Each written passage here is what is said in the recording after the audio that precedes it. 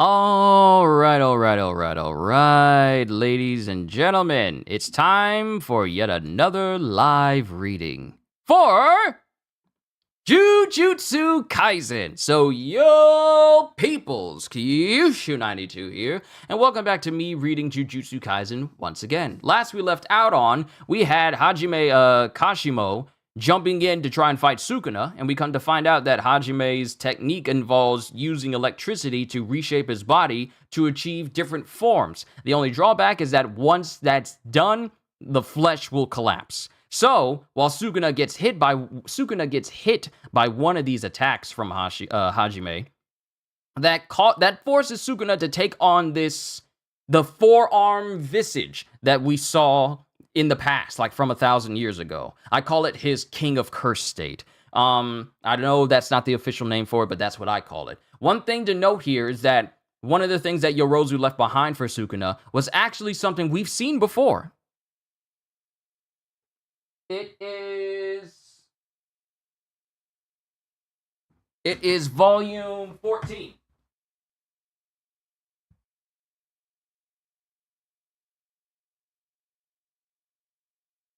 It is volume 14. And I think it is, yeah, right here. I turned right to it. It's in volume 14 on chapter 117. The very first page we get of chapter 117 is called The Shibuya Incident Part 35. Not going to show the image because copyright reasons, and I don't want another strike again. But this is the same. The object that Yorozu left for him is called the Supreme Martial Solution. And I thought it was new, but then I remembered that we've seen this object before because one of you told me that it was like some weird object he had along with a big old trident. But it's actually something he's had before. Way back when. This isn't new. This is just something that Sukuna has his hands on again, that Yorozu left for him. We don't know the specifics of what this technique does. Hopefully we find out what it does here. But now we get to find out how this fight goes after Sukuna transforms in chapter 238, Inhuman Makyo Shinjuku Showdown, part 15. And we get narration as Hajime has basically transformed his face to have multiple eyes. Using X-ray vision to analyze Ryomen Sukuna, what Kashimo saw was perfection. And because Sukuna is in like this forearm state holding the Supreme Martial Solution in his hand, and it's just this energy and power emanating from him that Hajime cannot deny is just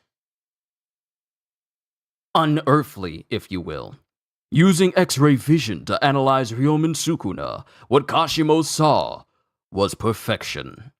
Even when performing curse gestures, his hands remain unfettered, and even when chanting a curse, his heart and lungs remain unburdened. Sukuna's extra arms and mouths provide an immense advantage over other sorcerers. So that is a mouth that's on his stomach.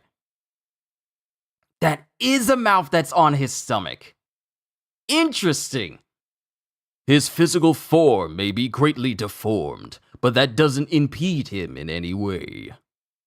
Armed with both his physique and the cursed tools known as Supreme Martial Solution and Hiten, Sukuna annihilated the Sun, Moon, and Stars squad and the 5 empty generals serving the Northern Fujiwara clan, and routed the Abe clan's elite forces, which included angels and the Deshi pacification squad composed of Sugawara clan remnants.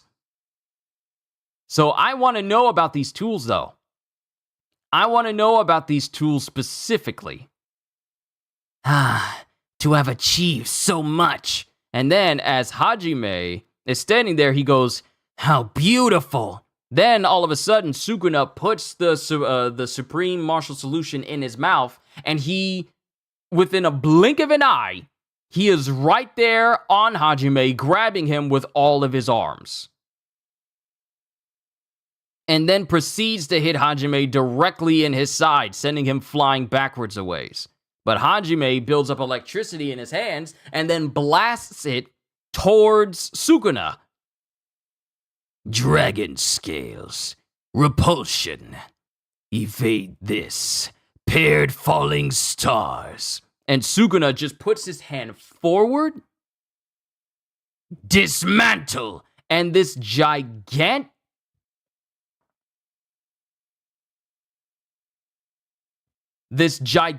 slash just emanates from a short distance in front of Sukuna and then just carves its way forward.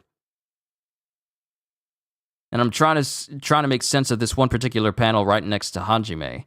But it looks like Hajime got cut. And the cut, it hits Hajime, but it didn't cut through him completely. It just cut through, I want to say his arm. Cut through his arm or kind of through him a little bit. This is what finished Satoru Gojo. It's a slash that cuts the world. So Hajime avoided it and is still alive after the cut. But the cut left such a deep ravine. Such a deep but semi-thin ravine in the ground, so perfect. It's a perfect cut. There's not a single deviation in the ground. It's not jagged. It's just a clean cut. It's just a clean and perfect cut. It's a slash that cuts the world. A fool once preached to me about love. She said I didn't know love and was lonely like none other. I got the point, but still it hurt. She had the wrong guy. She'd have done better preaching to you or Gojo. Then again, with you guys, it's not so much that you didn't know, you just can't understand. What are you trying to say? Goes Hajime to Sukuna. You were strong, right? And then Sukuna takes the martial solution and then just jabs it downwards. I'm still trying to fully understand what it's doing. Is he just bringing down beams of lightning on Hajime? Or is he bringing down beams of cursed energy? I still want to understand what the Supreme Martial Solution actually is. What it does. That's the thing that I want to know. You were strong, right? And then Hajime tries to dodge, but Sukuna is right behind Hajime. And Sukuna grabs him once again with both his hands. But, you know, since Hajime only has 2 hands and Sukuna has 4, he's bound up, hands held high, so that Sukuna can just barbecue all them ribs. And Hajime proceeds to cough up a little blood, and he tries to get away from Sukuna and launches backwards. And as Hajime tries to prepare another blast, we get what is essentially the Resident Evil laser hallway segment of this chapter, where as Hajime is jumping backwards, this big giant cascade of beams or slashes goes straight towards Hajime. And okay, now we're just cutting to in the past with Sukuna. Now we're just in the past. We're just in the past now. We're getting this. If what happens after we're out of this flashback is what I think is about to happen after seeing that image of this big cage-like wall, this big wall of slashes that is right in front of Hajime, if that happens, I'm calling it the Resident Evil laser cage or laser trap. But we get a flashback. Many fierce fighters must have challenged you with all their strength and spiritual might. But they never cursed you. They wanted your recognition so they could know their worth, but you butchered them, all the while wondering how to treat others with care. If that isn't loving kindness, then what is? Others loving us for our strength, and we respond to that love. Okay, so we're seeing the person that Hajime has basically reincarnated from. We see the original Hajime Kashimo, but now we see Hajime in the body he reincarnated in, and we're having this heart-to-heart. Oh no, I know what this means, that you're having a heart-to-heart, or life is flashing before your eyes, or you're talking to people in an airport that are no longer among the living.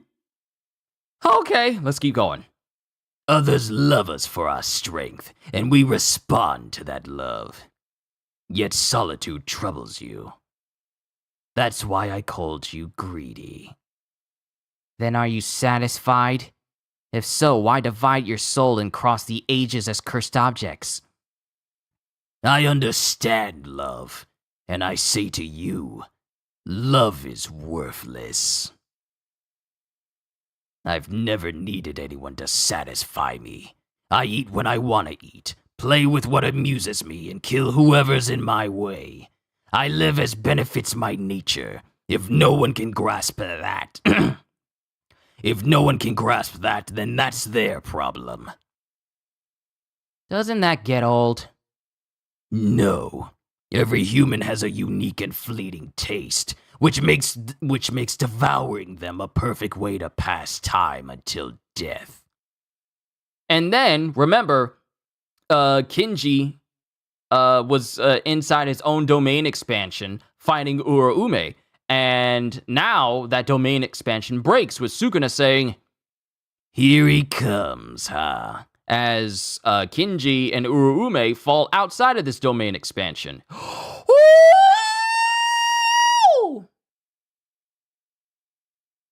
Oh, it's not just Kinji. Yo, it's Yuji. And something's happening to Yuji. What's going on with his hands? Why does his hands look like that? So, it's, firstly, it's not just Yuji who's coming out of that domain expansion along with Kinji and Uraume, but it's Higuromo! You know, the lawyer curse user! Y'all just brought him up. What would happen if he entered into the fight. Y'all just brought this up last week when we went through the last chapter. And now, the judge, jury, and executioner curse user himself is entering into the fray. And he's got the gavel. He's got his gavel. Oh! But question, what's going on? But let me say what Sukuna says at the end as everyone's dropping towards him. But what can a little boy hope to accomplish here? So Yuji, Higuromo, Kinji, and Uraume.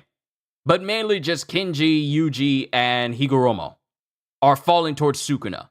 We don't see what happened to Hajime. Because Sukuna is just standing there by himself. But we don't see what's happened to Hajime. And that's the end of the chapter. Interesting. So I'm wondering what's going on with Yuji. That's very interesting.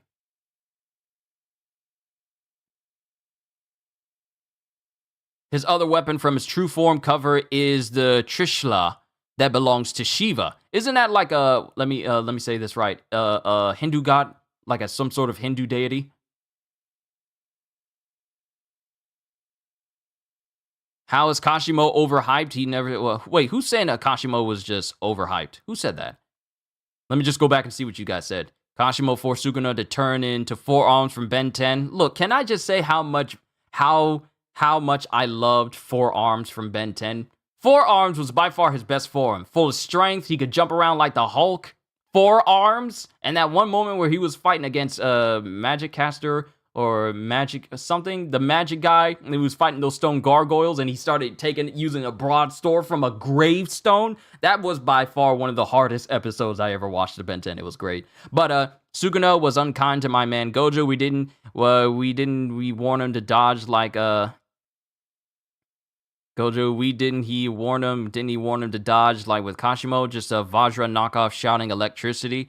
The Supreme Martial Solution is a Vajra. It controls lightning. In Hindu religion, the Vajra is considered one of the most powerful weapons in the universe. Okay, so I honestly felt like it was lightning that Sukuna was using and bringing down.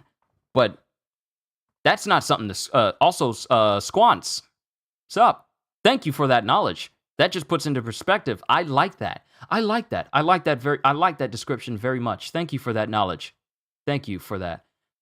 Because I always felt like it was really lightning that he was trying to use against Hajime, but if the Supreme Martial Solution is a Vajra, and it's known as in the Hindu religion as one of the most powerful weapons in the universe, Sukuna, this man is broken.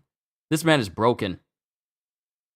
You went too far and saw the end of the chapter, and you're so hyped. His other weapons for his true form is the Trishula that belongs to Shiva. Let me see. Why couldn't Kashimo just jump in between the squares of the strong cleave net? They were large enough to fit his body. That's the reason why I come back. That's the reason why I come back to the whole nature of the Resident Evil laser cage. For those of us who have seen the first Resident Evil movie, when they go inside of that room and get trapped by the laser, didn't they try to dodge and the lasers moved with them? What's to say that Sukuna isn't capable of, manipulating his dismantle cleave so that it is capable of not only moving with an individual to avoid them dodging? I'm just saying, I'm just throwing that out there. I'm not saying that that's what happened, but who's to say that Sukuna is not capable of manipulating his dismantle cage already? So that if someone tries to dodge, he can make it move so that wherever they dodge to, the net still hits them. Like I said, there's no validity to this. It could be any sort of thing that happened to Hajime after Sukuna launched the dismantle net at him. So any number of things could happen. But I'm just thinking, like, that's how it worked with the laser net, the laser trap in Resident Evil. So that just kind of makes me think of that. Let me see. Why couldn't Kashimo just jump in? It's like, what did you expect from a dude with no reverse curse technique or domain expansion or amplification and who only fought rice farmers? Kashimo was massively overhyped and fraudulent. Not really. He wasn't. Not really when you think about it. He was quite powerful. For Kinji and his own domain expansion, really the thing that saved Kinji was the fact that he was able to hit jackpot with his own domain, which also healed him and also gave him unlimited energy for like 4 minutes and 28 seconds. That really is what helped him against Hajime. Because Hajime, he's a powerful curse sorcerer in his own right. Now, in line with trying to beat Sukuna, I mean, it was not going to happen. Because we literally get the history of how so many people fought Sukuna not just to try and beat him, but to try and prove their worth. To try and see if they were worthy. If Sukuna could actually acknowledge them. That's the reason why so many people want to fight Sukuna. They want to be acknowledged by the king himself. Many fierce fighters must have challenged you with all their strength and spiritual might, but they never cursed you. They wanted your recognition so they could know their worth, but you butchered them, all the while wondering how to treat others with care. If that isn't loving kindness, then what then? Then what is? So they all fought Sukuna because they wanted his recognition. Diamond Head was my favorite. Ooh, Diamond Head was really good. Forearms, Diamond Head, and accelerate. Oh, and I think upgrade. This chapter probably kills my theory that Sukuna stores his divine weapons in his tattoos.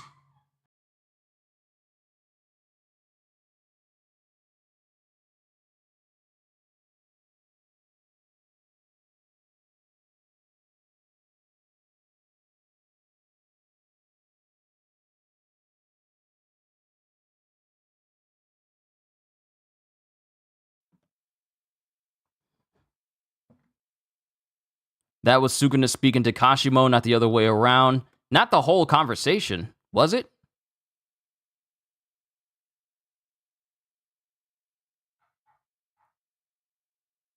Wait, so that was, okay. So, well, at least I still read it that way. That sounded like Sukuna still speaking. So, Sukuna's the one speaking this to Kashimo in the past, and not the other way around. I kind of figured it wasn't the case because Hajime was not moving his lips at all, and plus there wasn't that little corner that points it towards Hajime. So it was Sukuna saying this to Hajime. Many fierce fighters must have challenged you with all their strength and spiritual might, but they never cursed you. They wanted your recognition so they could know their worth, but you butchered them, all the while wondering how to treat others with care. If that isn't loving kindness, then what is?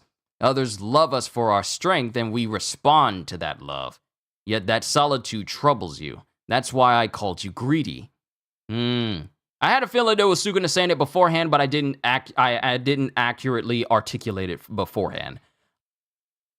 Let's see. His Killsman theory stores his divine weapons in his tattoos since he needed Yorozu to create his Vajra for him, and his Trishula is nowhere to be found. Yeah, his big trident is not there with him.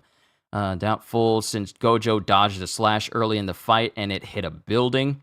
Also, the fact he knocked Kashimo into the water. Are you saying doubtful to the net being able to be moved and move with the person? Because one slash is one thing. But what about a whole array? That's a whole matter entirely. You gotta think on these things. Also, the fact that he knocked Kashimo into the water. Did Uraume prove themselves worthy?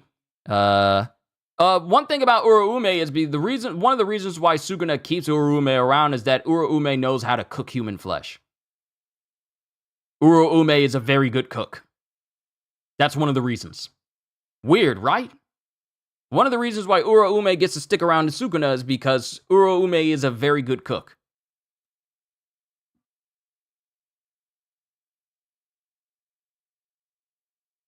Like, if I go down to trivia, according to Jujutsu Kaisen official fan book, and this is from, I don't know how old this is. They have been sticking to Sukuna since 1,000 years ago. They are a human who is allowed to stand beside Sukuna because their cooking is delicious. Naturally, because they are a sorcerer too.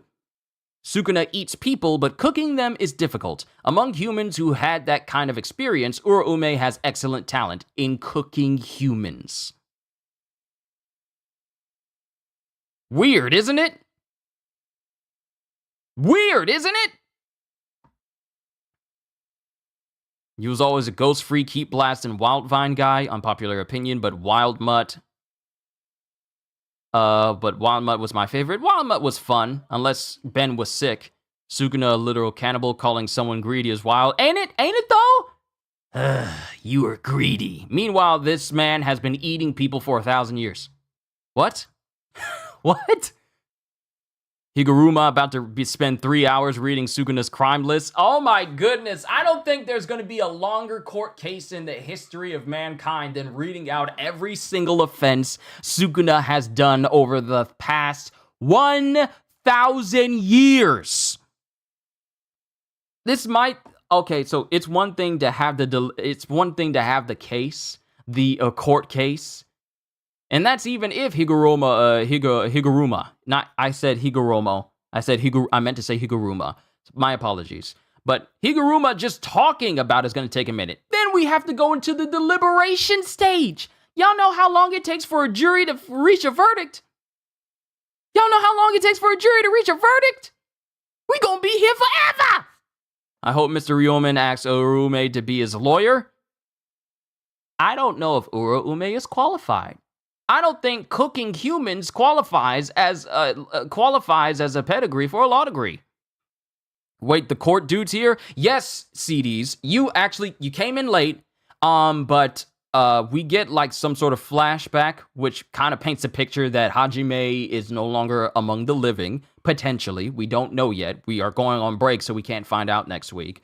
But the domain expansion for Kinji that he sealed himself and Uraume in so that Hajime could focus on Sukuna, that's broken. And I originally thought that the only person that was inside that domain expansion with Kinji was himself and Uraume. But when the domain expansion broke, Kinji fell out, Uraume fell out, Yuji, who has like some sort of weird looking arms now because his hands have been like clawed out, and they have like some sort of weird muscle texture, kind of akin to how Piccolo's hands look in Dragon Ball.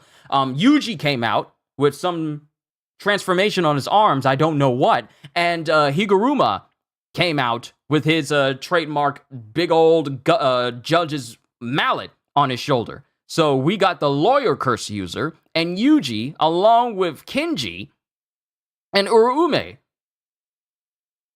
But we don't know the facts of the current state of Hajime at the moment. We just don't know.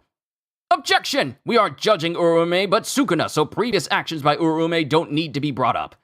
True.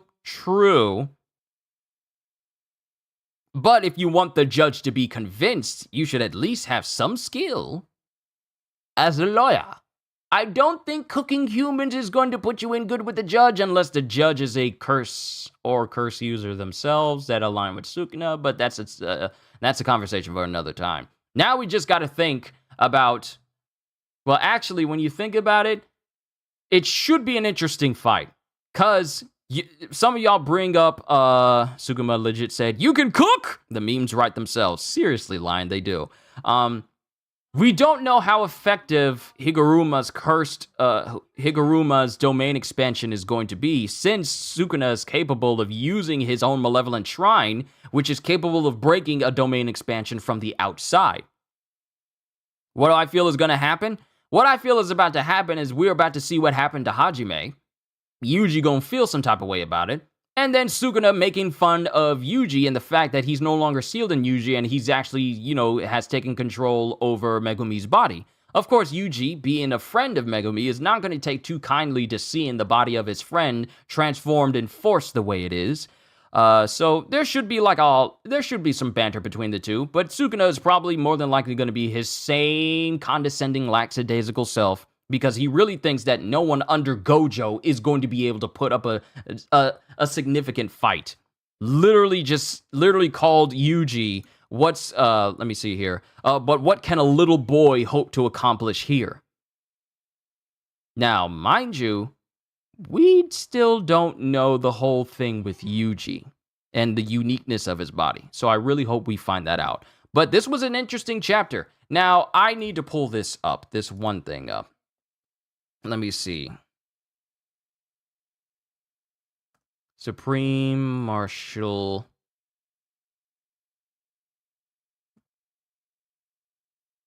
Solution. See if it'll even bring that up. Nope, it won't even bring it up. That's fantastic. I would have liked to have an explanation of what the Supreme Solution does in line of the story for Jujutsu. I know Quantz, he explained it to me.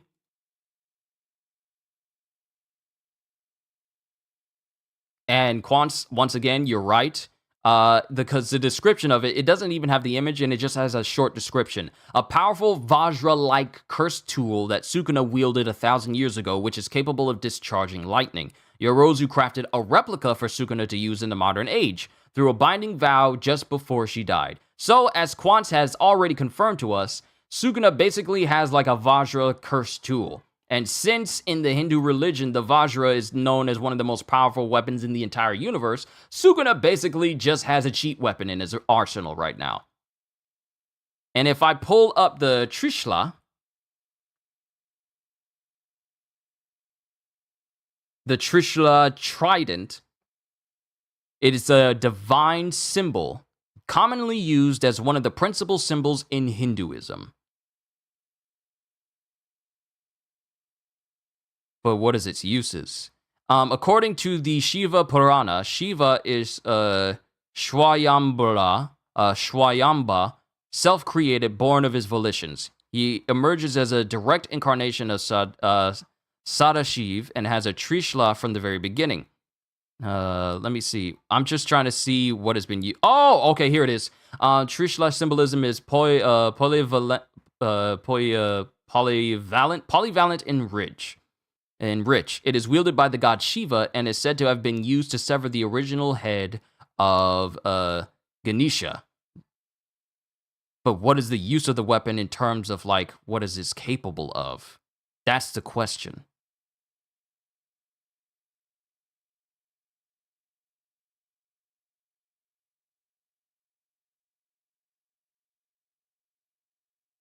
Okay, so we have a little bit of story here. He emerges, so according to the Shiva Purana, Shiva is a Shwayamba, self-created, born of his volitions. He emerges as a direct incarnation of Sadashiv and has a Trishula from the very beginning. According to the Vishnu Purana, Surya married Sanjana, the daughter of Vishvakarma. However, Sanjana soon became unhappy with her married life, owing to the unbearable heat emanating from Surya.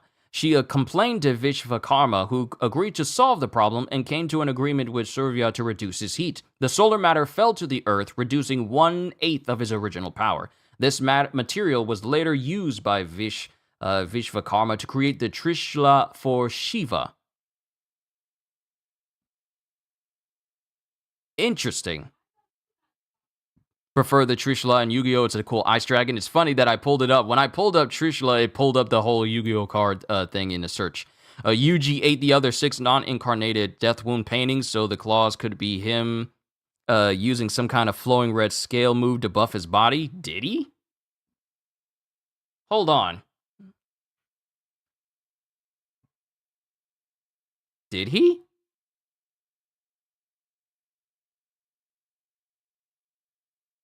When did he do that? I forget. Oh.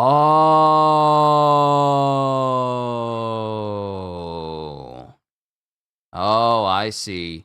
So are you talking about that image where it has Choso, Yuji, and the other death paintings, and they're eating food at this table with the other death painting wounds? But is that real? Is that canon though? Has that been confirmed? Has that been confirmed? Hold on. Let's see here. Has that been confirmed? Because I don't remember that. I'm trying to see here. Huh. Interesting. I'll keep that in mind. I'll keep that in mind.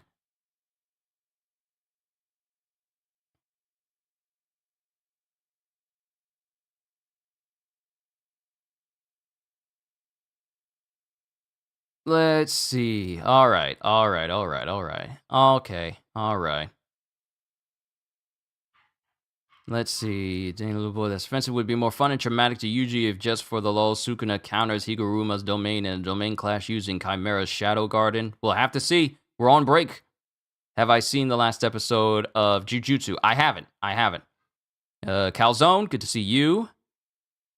Let's see. Maybe he somehow got the last finger. I don't know. He apologized to Choso saying thanks for his brothers, but is it confirmed that he ate him though?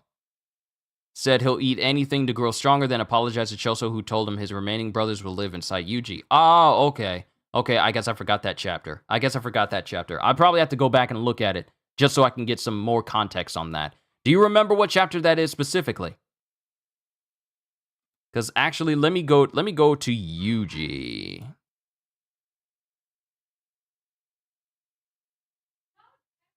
Real quick.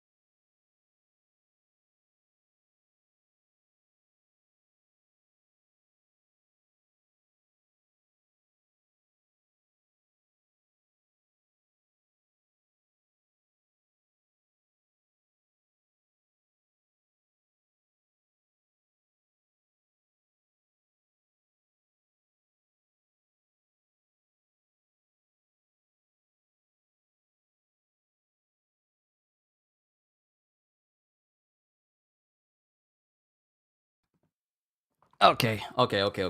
You just said he'll eat anything to grow strong. Should be chapter 220. Let me check that real quick. I'm not going to be much longer because I got to get some food real quick, but let's go back to chapter 220.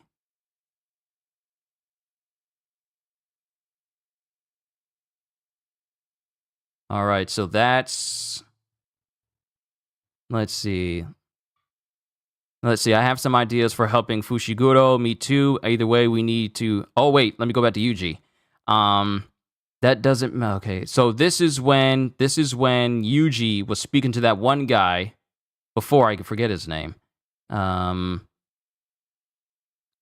this guy was saying, wait, I heard what happened. Can you still fight? Sukuna isn't in you anymore. That doesn't matter. He never helped me anyway. Ieri said I'm now like a cursed object steeped in his cursed energy. Besides, I'd eat anything to kill that creep. I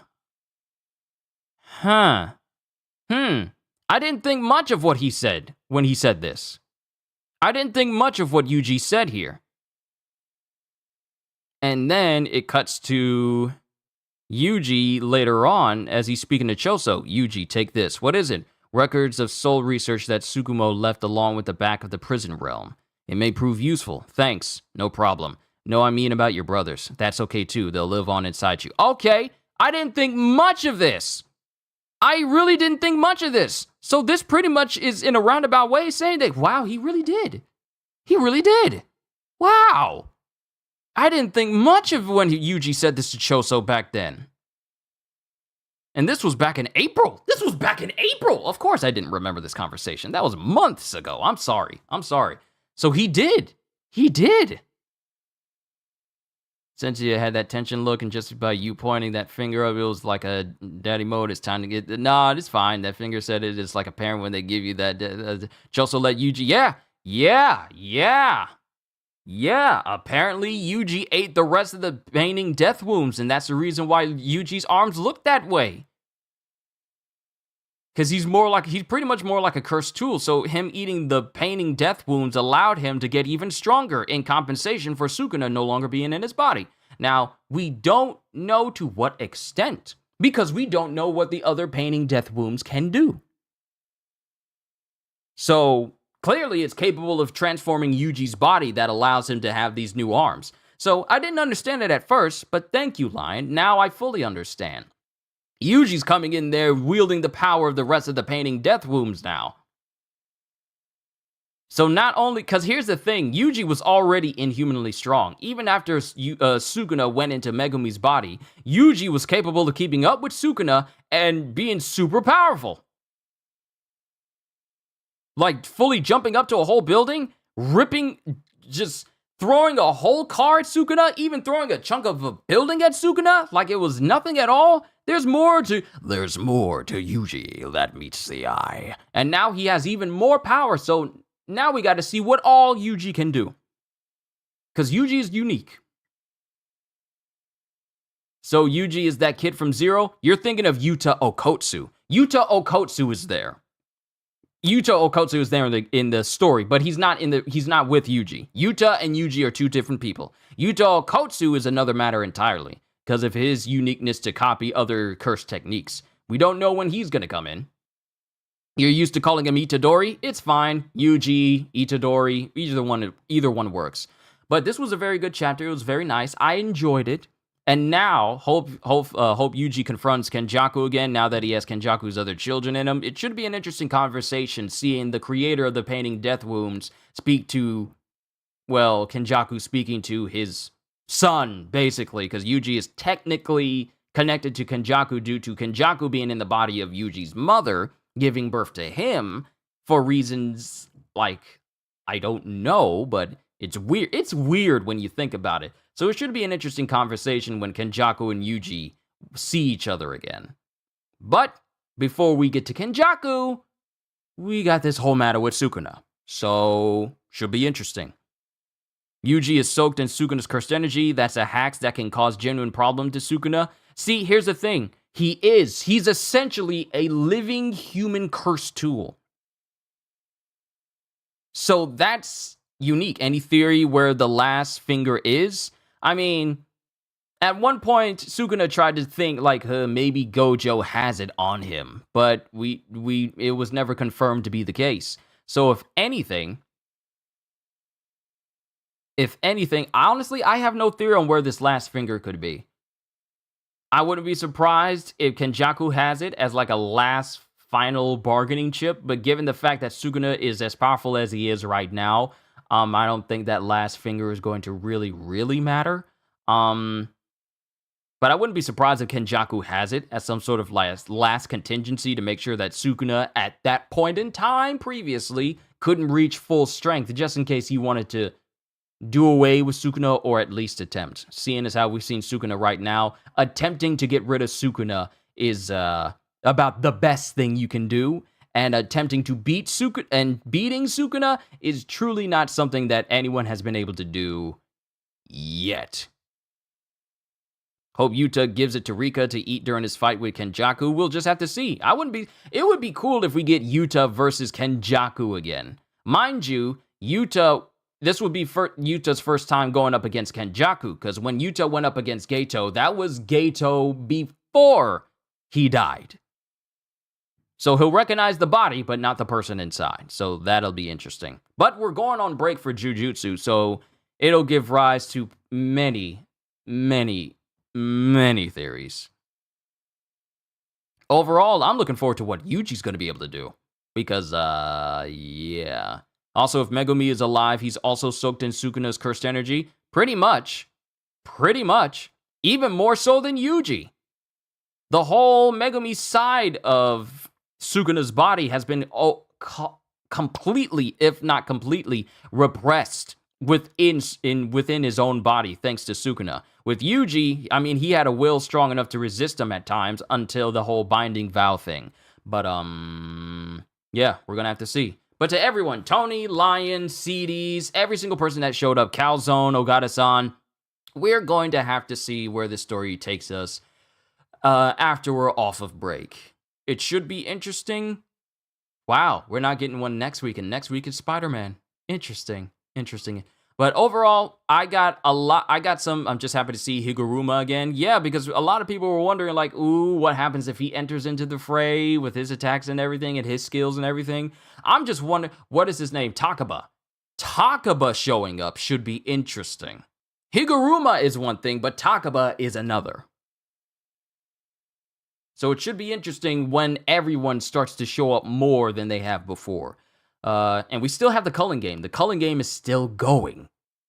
Despite everything that's happening right now, the culling game is still going. So, a lot of loose ends to tie up. Overall, I like this chapter. I like this chapter for Jujutsu. Higuruma and Jonah teamwork with Jail Spider-Man.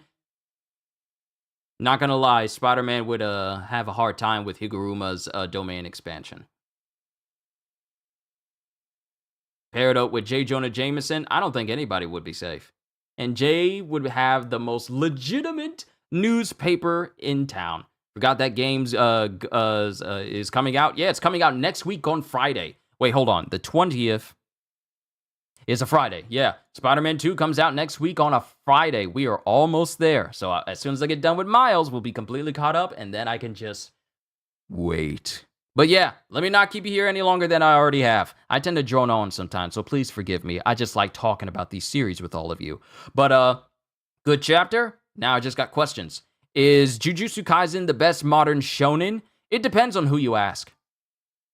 It depends on who you ask, and it depends on if the person is reading like a fan translated chapters, or if they're reading the chapters from Viz. Because I know it was brought up to me that the person who translates Jujutsu Kaisen lately has been notorious for making bad translations. So, I mean, I'm just waiting on those comments that say, like, it actually isn't this in this translation. It's actually this because of fan scans, because they're inevitable at this point. People like Viz version, people like the fan version. It doesn't matter. It doesn't matter. It doesn't matter. It really doesn't. So, it depends on who you ask. But do I think the Jujutsu Kaisen is the best modern shonen? It's up there. It's up there along with My Hero and One Piece. What can we call the big three when One Piece ends, when you think about it? We'll just have to see. What is next today? That's it. That's it, see it is. I'm going to rest. I'm going to eat myself some food, and then I'm just going to do some other things. Wish Maki allowed Yuji to borrow her soul-cutting sword to quickly reach Megumi. That's if Sukuna would have even allowed that, because Sukuna is at an incredible state right now, to the point where it's seen as perfection, at least by Hajime. I prefer Undead Unluck, but I still love JJK. I'll add that to the list, because I still gotta watch Spy X Family. I still gotta watch Zom 100. I still need to read through all of Fire Force, because recently I went out to Barnes & Noble and I got the final volume for Fire Force, so that's something I still need to read through. So I got a lot of catching up to do on a lot of anime and a lot of manga series. But I'm done. Hope you all enjoyed. Can't wait to see you all in my next video. And if you enjoyed what you saw here today, then please, because not only is this free, but it also helps the channel, like, subscribe. Hunter X Hunter is up there too. And share this stream with everyone you know, because the more the merrier. And because I am always looking forward to entertaining you. Thank you, everybody, for your support for this channel. Really. I should have said this when I was going through One Piece at the beginning, and I wanted to, but it slipped my mind. But I just want to say thank you. Thank you for making what I do here truly worthwhile. Because I am always looking forward to entertaining you. So have a fantastic day. And once again, as always,